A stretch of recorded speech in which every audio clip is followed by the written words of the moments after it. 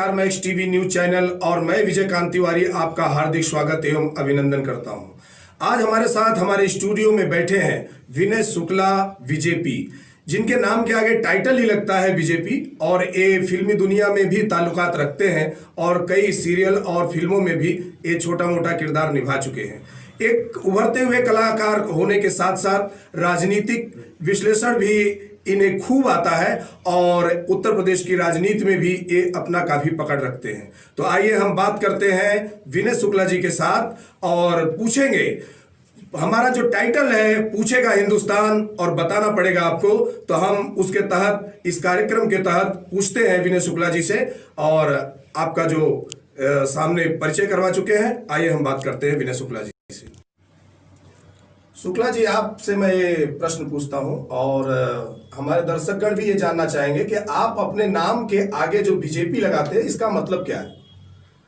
ये नाम के आगे बीजेपी में एक बीजेपी बहुत बड़ा भक्त हूँ और हमको बीजेपी से बहुत लगाव है, क्योंकि इसके शासन काल में आज भारत बहुत आगे गया है।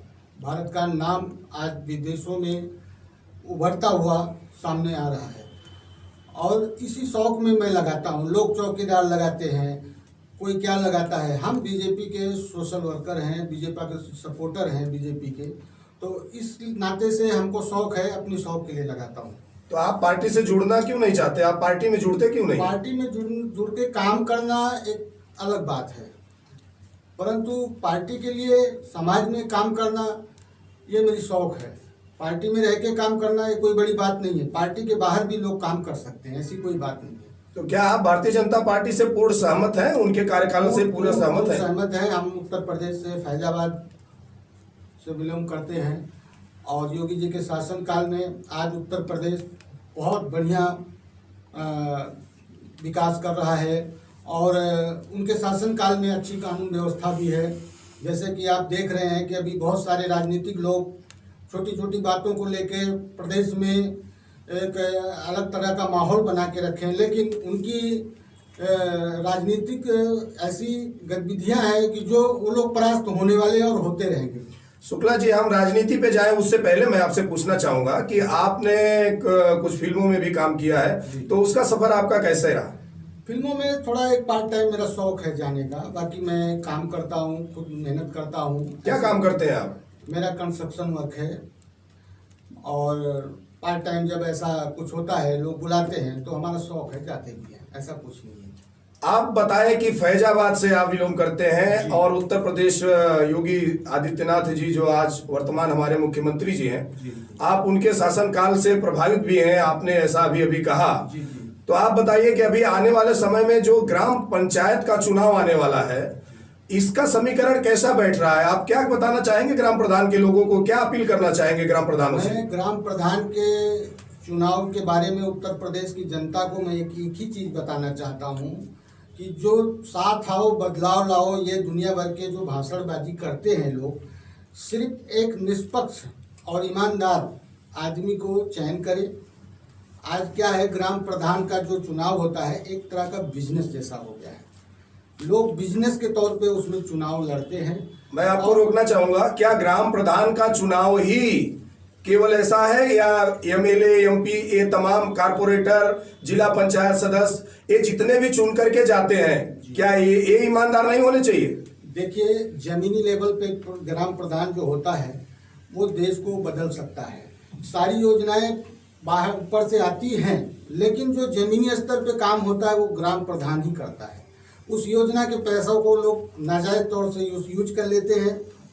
जो ग्राम सभा में काम होना चाहिए उसको करते नहीं है, सिर्फ प्रलोभन देके जीत जाते हैं। आज दुनिया भर के नशों की या पैसे का या इस तरह के जो वस्तुएं हैं इनको यूज करके जीत जाते हैं और सारे विकास के जितने भी पैसे हैं वो खा जाते हैं। आज एक साइकिल से चलने वाला ग्राम प्रधान और फॉर्च्यूनर गाड़ी से 2-5 साल में चलने लगता है, उसका घर मकान कच्चा रहता है, आज वो बहुत बड़े बंगले में रहने लगता है। इस मानसिकता को देखते हुए आज की युवा पीढ़ी जो है ग्राम प्रधान के जैसे चुनाव में कूदना चाहती है और इस पे मैं यही चीज़ कहूँगा कि ऊपर के जितने भी अधिकारी हैं या नेता हैं इस पे विशेष तौर पे ध्यान दें और खासकर जो ग्राम प्रधान के चुनाव में पब्लिक वोट देती है उसको अच्छा एक ईमानदार व्यक्ति को चुनना चाहिए। ईमानदार व्यक्ति की बात आप करते हैं तो चुनने के पहले सब ईमानदार ही दिखते हैं जो चुनाव में खड़े होते जी हैं, नहीं। लेकिन चुनने के बाद जो होता है ग्राम प्रधान ऐसे भी होते हैं जो प्रभाव में बिक जाते हैं। और ऐसा कई बार देखा गया है कि जो छोटे तबके के लोग, जो कमजोर, मेरा मतलब जातिवाद से नहीं है, जातिकरण से नहीं है, मेरा जो वार्तालाप है किसी समीकरण को लेकर के नहीं है, मेरी जो बात है आपसे मैं ये पूछना चाहता हूं, जब ग्राम प्रधान होता है, जब चुन करके और शपथ ग्रहण कर लेने के बाद जब उसके पास पावर मिल जाता है, तब उसके बाद वो दो रवैये का काम करता है। जैसे कि अभी माननीय प्रधानमंत्री जी ने उत्तर प्रदेश ही नहीं पूरे भारत में एक एक गांव में जो शौचालय का सबको ऑफर किया और लोगों को 10-10 हजार रुपए सहायता राशि भी दिया, और कुछ लोगों ने अपने हिसाब से शौचालयों को बनवा लिया और फिर भी ग्राम प्रधान से पैसा लिया। ऐसा बहुत सारा रिकॉर्ड लोगों के बीच में पड़ा हुआ है। तो आपसे मैं ये पूछना चाहूंगा कि ग्राम प्रधानों को ऐसे लोगों का सपोर्ट क्या करना चाहिए? जी नहीं, ऐसी बात नहीं है। आज के बता रहा हूँ ना, मेरा मेन प्रकाश इसी बात पे डालने का है कि जो पैसा गवर्नमेंट की तरफ से ग्राम प्रधान को वो दिया जाता है और जो ग्राम प्रधान हर नागरिक को मुहैया कराता है, वो अगर ईमानदार है तो उसको जमीन पे अच्छे से उतारेगा। कुछ लोग ऐसा है लालच में, खुद उनका मकान बना हुआ है फिर भी पैसा ले रहे हैं। कुछ लोग लालच में, उनके यहाँ लेटरिन बनी हुई पहले से, उसको दिखा के पैसा दिया जा रहा है सिर्फ वोट की राजनीति के लिए। सही से जघन्य जांच हो तो आज बहुत सारे ऐसे गांव हैं जहां कोई विकास नहीं हुआ है। तो इसको मुख्यमंत्री जी क्यों नहीं जांच करवा रहे हैं? बार बार तो उन्होंने कहा कि जांच होगी, ग्राम प्रधानों की जांच होगी, तो उनको जांच करवाना चाहिए। आप जैसे जो उनसे जुड़े हुए कार्यकर्ता है, आवाज उठानी चाहिए। आप लोग जब चुनाव आता है तो आवाज नहीं उठाते हैं, आप लोग जब कोई ऐसा मैटर आता है तो चुपचाप रहते हैं। ऐसे बहुत सा होता है। बेटी बचाओ बेटी पढ़ाओ करके एक नारा बुलंद किया गया आज पिछले 6 सालों से, और ये हमेशा से ही कहा जाता है बेटी बचाओ बेटी पढ़ाओ, लेकिन क्या बेटियां सुरक्षित है हमारे देश में? मैं आपसे पूछना चाहता हूं, आप कार्यकर्ता है भारतीय जनता पार्टी के। बेटियां सुरक्षित हैं इस देश में। ऐसे वारदात इक्का दुक्का प्रदेश में हुई हैं, लेकिन जो हम बता रहे हैं कि एक अच्छा नागरिक है वो समझ सकता है कि क्यों ऐसा हुआ, क्यों नहीं हुआ।